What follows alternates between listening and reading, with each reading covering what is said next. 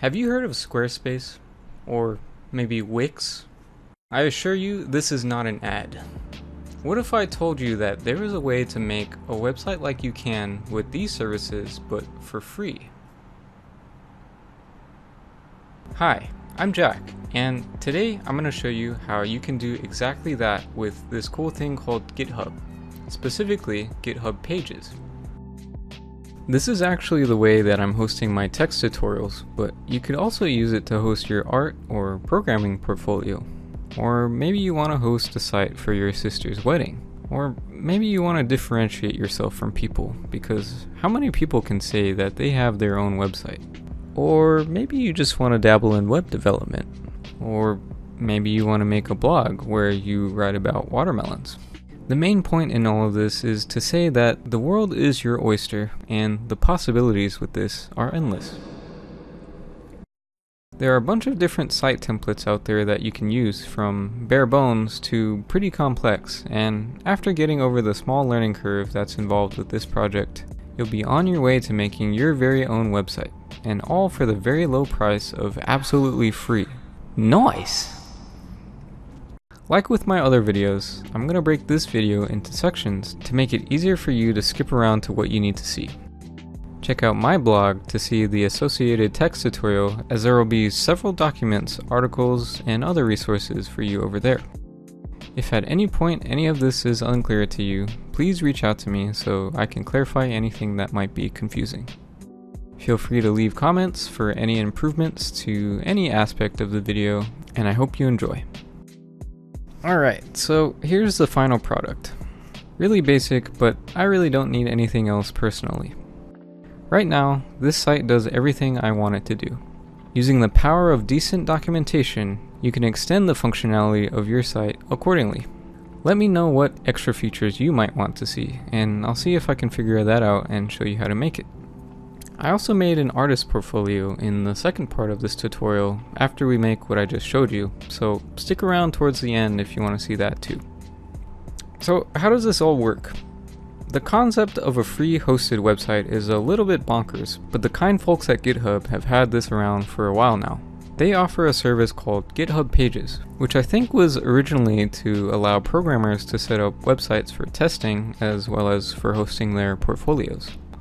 As long as you're not posting illicit or illegal things or running your online business on your GitHub Pages site, then they don't really care about what you're hosting. Make sure to check out the full list of restrictions here under the Prohibited Usage section. The default GitHub Pages site is really simple, but that's where Jekyll comes in. Jekyll is a whole website builder on its own, but it integrates with GitHub Pages to allow you to use customizable templates so that you don't have to build an entire website from the ground up. Kinda like how Wix and Squarespace give you templates. And just a disclaimer, I'm not knocking on services like Wix or Squarespace here, as there definitely is a time and place for that kind of thing, but if you're like me and you don't want to pay a subscription or domain name fees to have a website, but you also don't want to build a website from the ground up, then GitHub Pages makes a lot of sense. Now let's talk about the requirements for this project. All you're going to need is a GitHub account and an open heart and mind. And yeah, not really much else. If you're using a pre-built template and you don't plan on customizing anything, you really don't even need any web development experience. Also, since GitHub is hosting the site, you also don't need to manage a server or any associated software for the site, which is amazing. If you do plan on customizing the site, then I would recommend a little bit of web development experience, but it's really not necessary. I by no means am a web developer, and I could figure it out, so you can too. Let's get into the tutorial.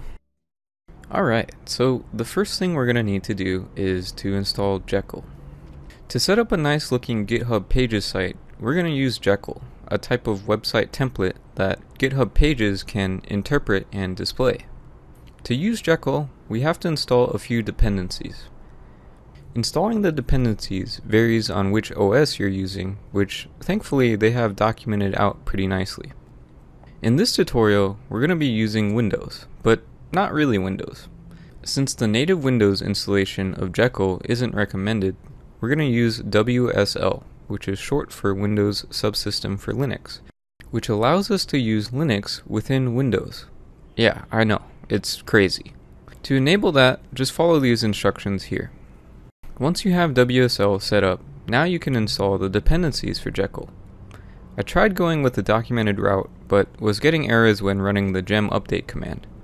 To fix that, I installed a more recent version of Ruby, which seemed to fix some of the errors. I'll chalk up the rest of the errors due to weirdness with WSL. Once you've updated gem, you can finally install Jekyll and something else called Bundler, which is also necessary for the installation. This install process takes some time, so it's a great time to think about life. Once you've updated gem, verify that you've installed Jekyll by running the jekyll-v command, then we're good to go to the next step. Now we need to set up the GitHub repository. This is where your site is going to be hosted. You have to name it your GitHub name.github.io for GitHub to recognize it as a GitHub Pages site. Once that's done, we'll make a new directory for the project in WSL and then clone into the repository. Then create a new Jekyll site. This part may take some time, and as you can see, I had some permissions errors when I was building mine. If you don't know much about Linux permissions, they're pretty simple, and I'd recommend you watch this quick video. After that's done, edit the config.yaml file and customize the information here. This file contains some of the front-facing site configurations. You're going to need to set up an authorization token to push your site up to GitHub, which you can read more about why this is necessary at this blog post. It basically is a way to authenticate yourself as the owner or the authorized editor of your project without having to use your password. To do this, follow these steps highlighted in this article. Save this for later in a text file, but don't worry if you lose it because you can generate a new one using the same steps. Now you're going to push your edits up to GitHub using git add, git commit, and git push. Notice in the git push command I specified the master branch, but you could change this to be a different branch if you wanted to host your site elsewhere in the repository. Read more about why you would want to do that here. In the last command, you have to use that authorization token we generated earlier, as it won't let you use your regular GitHub password. You can paste that into the terminal using right-click if you're on Windows, then you're good to go. You may have to wait up to 10 minutes for the site to actually be published, but it'll eventually get there, and you'll have your brand spanking new website, just waiting to be customized further. Some of you may want to stop here because this is pretty much the way I've kept my blog, aside from removing some unnecessary buttons and text. I'll share some of my configurations with you here if you want to replicate my nice clean blog. If you want to continue further and make a site like this, like an artist portfolio, then stay tuned. Otherwise, check out the documentation to see how you can do things like add new posts to your blog and customize other things. To make this artist portfolio, I started with a base template provided by this site. There are some really cool looking templates, so if you're willing to spend some bucks on a better base template, then this is a good site to start with. I personally am not willing to spend bucks, so I started with the Gridster template that they provide for free. All you have to do is clone the repository, then copy-paste the contents into your own repository. Then comes the harder part. You have to figure out how to customize it. With any of these templated sites, you have to figure out how it's structured. Luckily, there's documentation. Oh, wait. There isn't. Thankfully, a Good Samaritan uploaded a copy of the original documentation because it would have made this a lot harder to figure out. The main things that I had to do was to figure out how SVGs work and replace the default logo, figure out how to remove text from the posts, and change around some of the site functionality. So, on to task 1, creating my own SVG. I have a PNG and need to convert it to vector graphics, which, by the way, are super cool. Here are some videos and articles that I used to help me with that. Positioning the SVG was hard because with the initial default settings, it was cutting off my logo. I had to play around with the sizing of it using this article, and here using inspect element is going to be your best friend because you can make changes to it on the client side without having to upload it to GitHub and waiting for the changes to go through. Then I wanted to animate it so it would do something when you hover over it. For this, you have to edit the massive CSS file for the site rather than through the provided templated files. I think this is because when the site is built, the code is not rendered the same in GitHub Pages as it would be if it were built locally using gem like it was intended to be built. It's a little bit harder to navigate this file since everything is on one line by default, but you can use a text editor like Atom to make it more beautiful using the Beautify tool. Now the text shows up whenever you hover over the SVG, which is a nice little touch.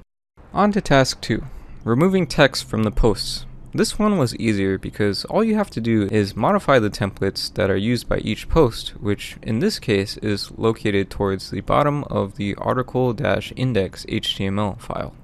Voila! Text gone. Finally, task 3. The initial site configuration made it so you had to upload multiple copies of each featured image in a post, but I figured out a way to resize them using CSS. That way, we don't have to make any type of complicated script to upload multiple sizes of the same pictures.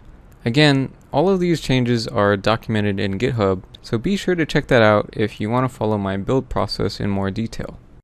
Now, it's pretty much done, and all you have to do is use it and maintain it. All you have to do to make new posts is make a post in the posts directory and images in the images directory, and that's basically it. I learned a lot during this project, and I hope you did too. GitHub Pages is definitely a cool service that GitHub offers, and I want more people to take advantage of it. Let me know if you have any ideas for any other things that you would want to see in a GitHub Pages site, and I'll be sure to reply. Thanks so much for watching.